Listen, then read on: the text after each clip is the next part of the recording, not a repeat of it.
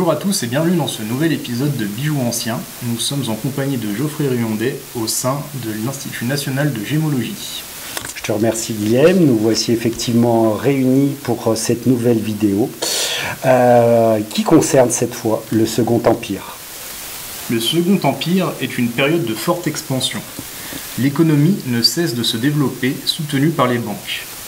L'industrialisation croissante met le luxe et les bijoux à la portée d'une plus grande partie de la population. Parallèlement, les expositions universelles de 1855 et 1867 organisées à Paris suscitent une émulation économique, mais également artistique et culturelle. À la tête du pays, Napoléon III et l'impératrice Eugénie donnent le ton dans de nombreux domaines.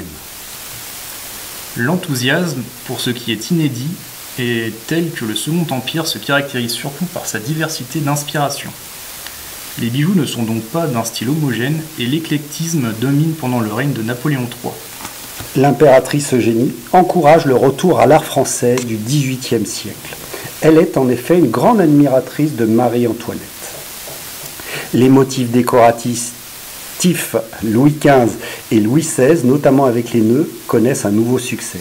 Ainsi, la maison Babst remonte-t-elle une partie des bijoux de la couronne dans le style du XVIIIe siècle. Le goût pour l'Antiquité est stimulé par la collection Campana, acquise en 1860 par Napoléon III après de difficiles tractations. Cette collection, ayant appartenu à un noble romain, le marquis Giovanni Pietro Campana, se compose de 1200 bijoux grecs, étrusques et romains. Elle sera exposée au Louvre à partir de 1863. Dans le même temps, l'engouement pour les camées perdure, ainsi que le style néo-renaissance avec des montures en or émaillé. Napoléon III, à la manière de son oncle, encourage lui le développement de la gravure. Les motifs floraux sont très à la mode. Le répertoire végétal s'enrichit considérablement et se pare de diamants. Oscar Massin, afin de rendre plus réalistes et plus légères ces branches de joaillerie, perfectionne l'effet tremblant et réduit les montures.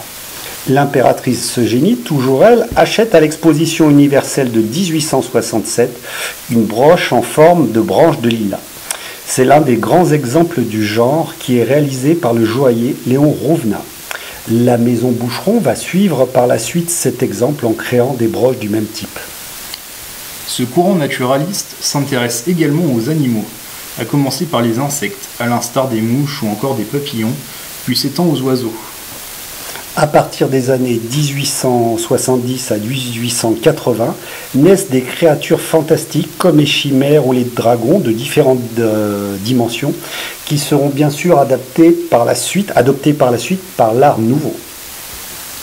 Enfin, les découvertes archéologiques dans la vallée du Nil et l'inauguration du canal de Suez en 1869 relancent le style égyptien, comme le prouvent les bijoux ornés de palmes, de feuilles de papyrus ou encore de scarabées et de serpents présentés lors de l'exposition universelle de 1867.